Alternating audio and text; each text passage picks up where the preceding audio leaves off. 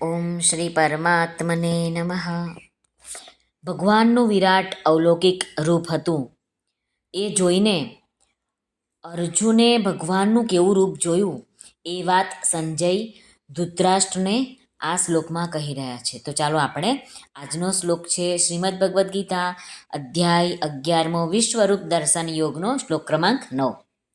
સંજય ઉવાચ एवमुक्त्वा ततो राजन्महायोगेश्वरो हरिः दर्शयामास पार्थाय પરમં રૂપમૈશ્વરમ. હવે આ શ્લોકમાં જે સંસ્કૃત શબ્દો આવ્યા છે એનો આપણે ગુજરાતીમાં અર્થ જોઈએ. રાજન એટલે સંજય ધૃતરાષ્ટ્રને કહે છે કે હે રાજન. એવમ એટલે આવું. ઉક્ત્વા એટલે કહીને. તતઃ એટલે પછી. મહાયોગેશ્વર એટલે મહાયોગેશ્વર. હરિ એટલે ભગવાન શ્રી હરિએ. પાર્થાય એટલે અર્જુનને. પરમ એટલે પરમ. ઐશ્વર્યમ એટલે ઐશ્વર્યયુક્ત. રૂપમ એટલે દિવ્ય સ્વરૂપ. દર્શયામાસ એટલે દેખાડ્યું. હવે આ શ્લોકનો આપણે અર્થ જોઈએ. સંજય ધૃતરાષ્ટ્રને કહી રહ્યા છે, હે રાજન, મહાયોગેશ્વર તેમજ સર્વ પાપોને હરનાર ભગવાન શ્રી હરિએ આમ કહ્યા પછી અર્જુનને પરમ ઐશ્વર્યયુક્ત દિવ્ય સ્વરૂપ દેખાડ્યું. એવ મુક્ત્વા તતો રાજન મહાયોગેશ્વરો હરિહિ.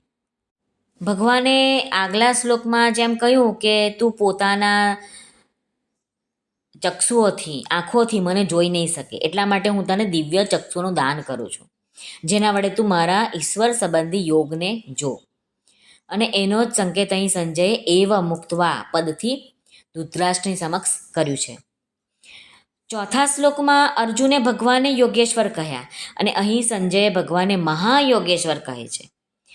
એનું એ જ કારણ છે કે ભગવાને અર્જુનની પ્રાર્થનાથી બહુ જ મોટું પોતાનું વિશ્વરૂપ દેખાડ્યું છે કે એની અંદર આખું વિશ્વ સમાયેલું છે એક અંશ માત્રથી. ભક્તની જો થોડીક પણ ઈચ્છા હોય કે મારે આ સ્વરૂપના દર્શન કરવા છે તો ભગવાનની તરફથી ભગવાન પોતાની અપાર શક્તિથી એની પૂર્તિ કરાવી દે છે. બસ ખાલી ઈચ્છા થવી જોઈએ. ત્રીજા શ્લોકમાં અર્જુને જે રૂપને માટે રૂપ મૈશ્વરમ કહ્યું એ જ રૂપને માટે અહીં સંજય પરમમ રૂપ મૈશ્વરમ એમ કહે છે. એનું કારણ એ જ છે કે ભગવાનનું વિશ્વરૂપ બહુ જ વિલક્ષણ છે કે એવું તો કોઈનું જ ના હોઈ શકે એવું છે. તો સઘળા યોગોના મહાન ઈશ્વર ભગવાન શ્રી કૃષ્ણે એવું અવલૌકિક અદ્ભુત દિવ્ય વિશ્વરૂપ દેખાડ્યું જેને ધૈર્યશીલ જીતેન્દ્રિય સુરવીર અને ભગવાન પાસેથી પ્રાપ્ત દિવ્ય દ્રષ્ટિવાળા અર્જુનને પણ અતિ દુર્લભ છે એમ કહેવું પડ્યું અને ભયભીત થઈ ગયા, ડરી ગયા એવું રૂપ જોઈને, ભગવાનનું એવું સ્વરૂપ જોઈને ડરી ગયા. બીજું સંજયનું મહાયોગેશ્વર કહેવાનું કારણ એ જ હોઈ શકે છે કે ભગવાન સંપૂર્ણ યોગના ઈશ્વર છે.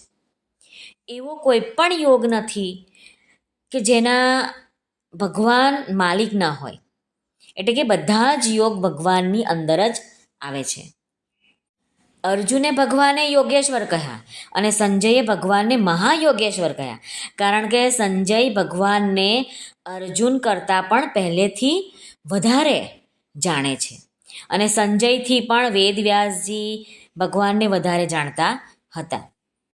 શ્રી વેદવ્યાસજીની કૃપાથી જ સંજયે ભગવાન અને અર્જુન વચ્ચેનો સંવાદ સાંભળ્યો અને ગીતા રૂપે આપણી પાસે આવ્યો છે. વ્યાસ પ્રસાદાચ્યુત વાનેત ગુહ્યમહમ પરમમ. શ્રી વેદવ્યાસજીથી પણ વધારે ભગવાનને સ્વયં ભગવાન જ જાણે છે. અને જ્યારે અર્જુન વિશ્વરૂપનું દર્શન જોઈને ડરી ગયા છે ત્યારે ભગવાન એમને આશ્વાસન આપે છે. આગળના શ્લોકોમાં આપણે જાણીશું કે ભગવાને કેવું રૂપ અર્જુનની સમક્ષ પ્રગટ કર્યું છે એ આપણે દર્શન કરીશું આગલા શ્લોકોમાં. તો તમે આગલા શ્લોકો પણ અવશ્ય સાંભળજો, મજા આવશે.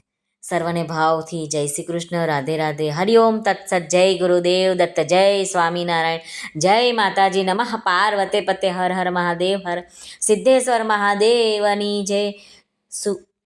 શુભમ કરોતિ કલ્યાણમ. સર્વનું કલ્યાણ થાય, સર્વનું કલ્યાણ થાય, સર્વનું કલ્યાણ થાય.